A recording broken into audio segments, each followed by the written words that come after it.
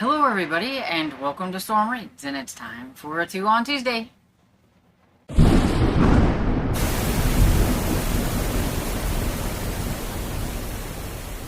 So it is time for a 2 on Tuesday, where I show you a couple of books from my collection tubs that I have. These are both romances. I have a category like normal, and then one of my little chunkier ones that I have. So, of course, the first one I have is the category, and this one is The Key by Rebecca Flanders. It's the Harlequin Intrigue #1 from 1984. And this version here was one of their introductory ones where you get like a free. This book is your free bonus gift, complimentary of the Harlequin Reader Service. So, if you signed up for the reader service and you paid for some other books, you got this one free. And it has an introductory price of only $1.75. In the back, it does tell you about this awesome deal that you could get. You could get number 2, 3, and 4 in this new line that they had at the time, and get this #1 for free. So that is cool. This one is like very floppy feeling. It's really cool. I don't know who had this, but they took like really good care of it. And so yeah, I needed #1. Intrigue is probably my favorite line, and then the historical. They're both really almost tied with how much I like both of them, because I am a historical romance girly. But when it comes to any kind of contemporary reads, it will be a romantic suspense of sorts, and I just preferred the intrigue over the romantic suspense, mainly because I liked more mystery than romance, and the romantic suspense has more romance than mystery, and so this was always my favorite line and everything. So, let's learn a little bit about Rebecca Flanders. Okay. So, this was just one of the many pseudonyms for Donna Ball. So, maybe you have heard of Donna Ball. I do not know. But Donna Ball is the author of over 100 books under a variety of pseudonyms.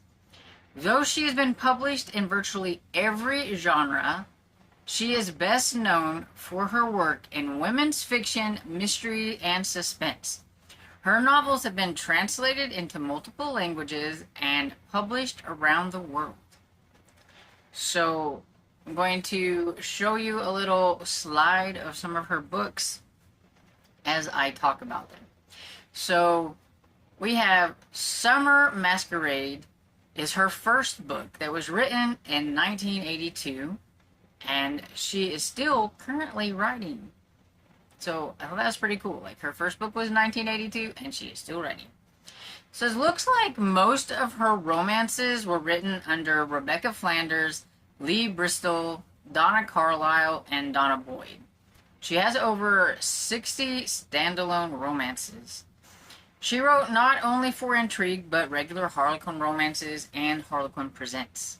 She also has some historical romances from the publisher Warner Books, and probably some others that publishers that I haven't mentioned. She wrote several series. So we have the Kincaid series, which was from the 90s, the early 90s, and it was about a pioneering family in the wilderness. She had the Devencrox dynasty from the late 90s, and it looks like maybe it's Paranormal with Wolves. And the Rain Stockton Dog Mysteries by Donna Ball, and that one was started in 2006, and it looks like it's a mystery that might be considered cozy these days, though the cover didn't look extremely cozy. And she also has another dog mystery series called Dogleg Island that was started in 2015, and that one is still ongoing. She's currently has one coming out, I think, in 2025. It could already be out. I did not go into details. And she also has the Buck Lawson series that she started in 2021, and as far as I could tell, it was still going, because I think a book came out in 2025 for that one. So, she has wrote all kinds of books and everything. But let's see what the key is about. So it says, how much would she risk to find the key? For Callie or Lester, the dream was always the same. She would be so close to the warmth of home, just a step away, yet she couldn't have the key to unlock the front door. It didn't help that Callie traveled so much. Her job as an interpreter took her to many different countries, never giving her a chance to put down roots. Until finally she settled down to continue her education at a small Midwest university. Callie felt closer than ever to the secrets of her past. Would she need to sacrifice her heart to get to the truth, or would the price be even higher? I don't know. This is interesting that it doesn't mention the guy in there. But there he is. So, I don't know, like, where he's going to come in or anything. So, I guess I have to read it and find out, because I haven't read this. I think I have quite a few Rebecca Flanders books in my collection. One of these days, whenever I'm doing this, I may remember to look and let you know how many of, like, an author that I have that I haven't read yet. So, what do you think? Sound interesting? Have you ever read Rebecca Flanders? Or some mystery lovers, have you ever read Donna Ball? Okay, so the next one I have is A Kansas Kiss by Christine Dorsey. This is a historical romance from Zebra from 1992. I always love these. The zebras, a lot of them have this like little reflection thing up here. A hologram, I guess it is. It's really cool. And it has a cool little scene on the back.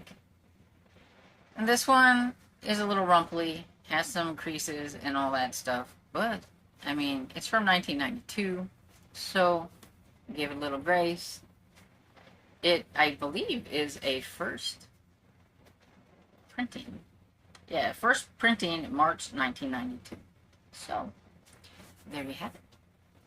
Okay, so, from what I could tell from this author, she also wrote under the name Kristen Elliott.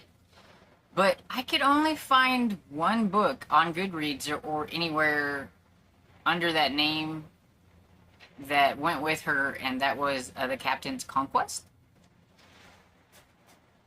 So, again, I will put up a little graphic here so you can see books. It will always feature like the first book in the series. And so, her first book was Trader's Embrace, from a 2-book series called the Knox series from 1990. She had the Blackstone series starting in 1992, the McQuaid trilogy from 1994, Renegades, Rebels, and Rogues trilogy from 1996, the Bride duology, where I am a little confused as to if it was printed in came out in 1994 and reprinted in 2013. I mean, this is the only picture I could find for it, and it said 2013, but it also said first published in 1994, and I think there's a reason. I think it is a Kindle version that is a reprint because of something I'll read to you a little bit later, but that's what we got. And then she also had 8 standalones. Okay, so it doesn't look like she wrote that many books, but it seemed like she was fairly popular from just gathering, like reading some things about her. Okay, so a little bit about Christine Dorsey. She was born in Hagerstown, Maryland. I think that is what that is. But learned at an early age that staying in one place for long was not in the cards. She started school in Japan and has crossed the U.S. by car before she was 8. As fate would have it, she returned to Maryland and met a boy who had lived next to her the summer before her senior year of high school. They dated all through college, married after graduation, and that was 46 years, 3 children, and 4 grandchildren ago. And I don't know how long ago this little summary was written to know if it's 46 or longer. And says they now live in Roanoke Island, North Carolina, and perhaps that's where she gets her inspirations for her happily ever after stories. Yeah, I mean, being together that long, that's really cool. It says that has been a stay-at-home mom, a teacher, and of course a best-selling author. Her son-in-law suggested she share her books on ebook, so she is, with the help of many new friends, joining the 21st century. So that's why I think that one is like a reprint, the 2013 one, and everything, but I can't find anything that she has written before, like, or after, like, 2013, with that being a reprint. Like, most of her books were written in the 90s and everything, and so I don't know. But I don't do like a ton of research before I make one of these videos. It does take me a little bit to do the research that I do and everything. But let's see what Kansas Kiss is all about. Defiant passion. Young Samantha Lowry cautiously examined the handsome Confederate officer she'd wounded. A band of ex-rebel martyrs had sworn to drive her from her land, and she was certain this man was one of them. Although she was mesmerized by the spellbinding depths of the stranger's deep green eyes and the tempting strength of his lean, muscular body, Samantha knew she couldn't afford to drop her guard for an instant. But she soon found she had no defense against his forceful embraces and devastating softness of his lips, or the sweet, shameless desire to stay forever a prisoner in his arms. Dangerous surrender.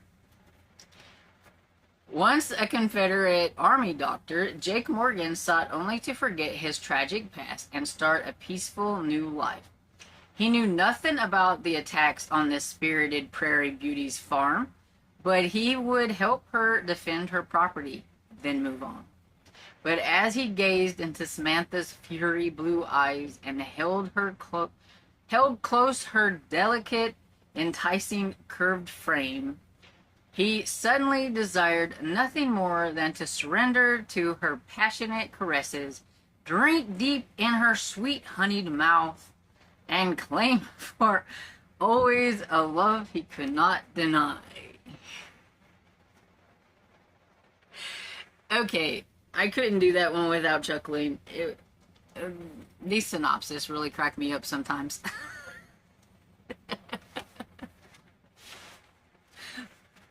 But there you have it. Kansas Kiss. Okay, so what do you think? We have The Key and Kansas Kiss. Let me know. Have you ever heard of Kristen Dorsey or Rebecca Flanders, aka Donna Ball? Let me know down in the comments. I would love to know if you've ever read them, if you enjoyed any of their books or anything like that, down in the comments. And I hope you enjoyed this video, and if you did, please give it a thumbs up and subscribe, and I will see you all in the next video. Bye!